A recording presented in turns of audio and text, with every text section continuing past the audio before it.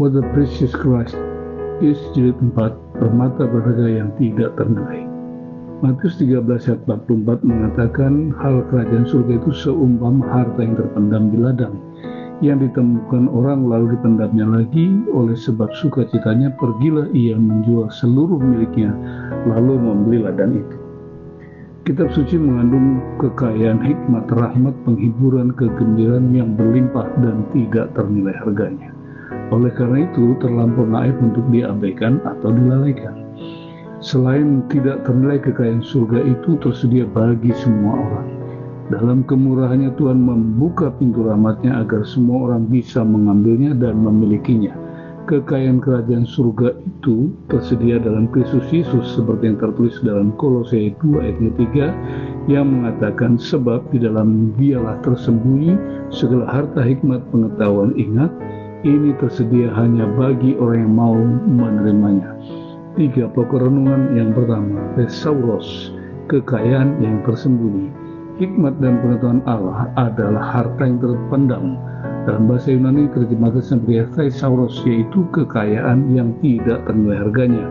Mazmur 19 ayat 10 mengatakan, lebih indah daripada emas, bahkan lebih daripada banyak emas tua, dan lebih manis daripada madu, bahkan daripada madu tetesan dari sarang lebah. Melalui rema ini Tuhan memastikan betapa beruntung dan berbahagianya orang yang menemukan Thesauros. Amsal 3 ayat 13-15 mengatakan, berbahagialah orang yang mendapat hikmat, yang memperoleh kepandaian, karena keuntungannya melebihi keuntungan perak, hasilnya melebihi emas. Ia lebih berharga dari permata apapun yang kau inginkan tidak dapat menyamainya. Oleh karena tersembunyi dan akibatnya banyak orang yang tidak menyadari akan hal ini. Sebagai orang percaya, terkadang kita juga bertindak bodoh, sama seperti pemilik ladang. Bergembira hanya karena di atas lahannya bertumbuh rerumputan, jagung, bunga, dan tumbuhan lainnya. Namun tidak melihat kekayaan berharga yang tersembunyi di bawah permukaan tanah, yaitu emas, batu permata, dan lain-lain, seperti orang Yahudi yang gagal mengenal Yesus, tetapi hanya memandangnya sebagai anak tukang kayu. Yohanes 6 ayat 42 mengatakan, kata mereka, bukankah ia ini Yesus, anak Yusuf, yang ibu bapanya kita kenal? Bagaimana ia dapat berkata, aku telah turun dari surga? Pokok renungan yang kedua, Thesauros, kekayaan abadi tanpa korosi. Hikmat dan pengetahuan membuat orang menjadi bijak, sehingga dia tahu memilih yang tepat dan benar. Musa memilih menderita sengsara bersama umat Allah daripada untuk sementara menikmati kesenangan dosa. Ibrani 11 ayat 26 mengatakan, ia menganggap penghinaan karena Kristus sebagai kekayaan lebih besar daripada semua harta Mesir, sebab pandangannya ia arahkan kepada upah.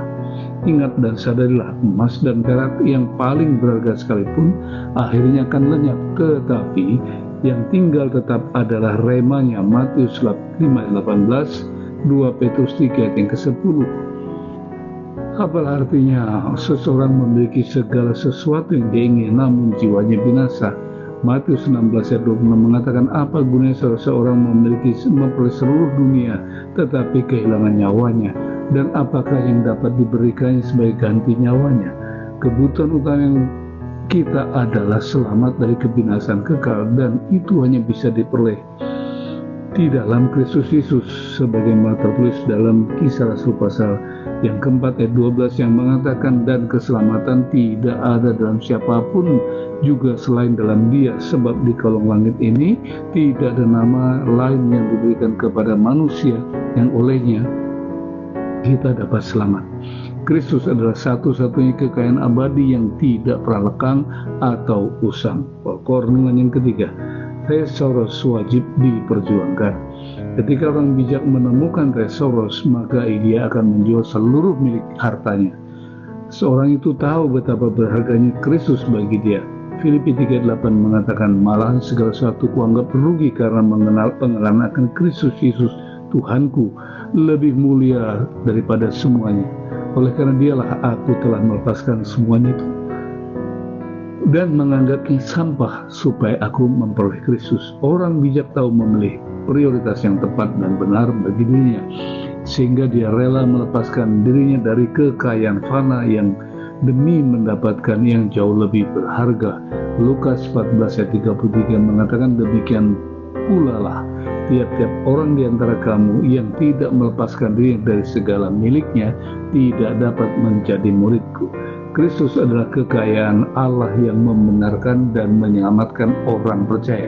Efesus 1 ayat 7 dan dengan ayat 8 mengatakan, sebab di dalam Dia dan oleh darahnya kita beroleh penebusan, yaitu pengampunan dosa menurut kekayaan kasih karunia-Nya yang dilimpahkannya kepada kita dalam segala hikmat dan pengertian.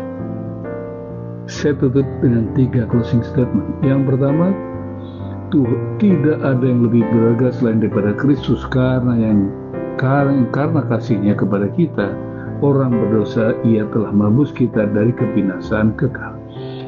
Yang kedua, orang yang bijak tahu memilih yang tepat dan benar bagi dirinya, semahal apapun yang disajikan oleh dunia pada akhirnya akan lenyap. Yang tinggal tetap adalah Kristus dan kebenarannya. Yang terakhir, jangan pernah lelah atau berhenti mencari dan menemukan kekayaan surgawi yang tersembunyi dalam Kristus, sebab jerih payahmu dalam Kristus tidak akan sia-sia. 1 Korintus 15 ayat 58. Tuhan Yesus memberkati.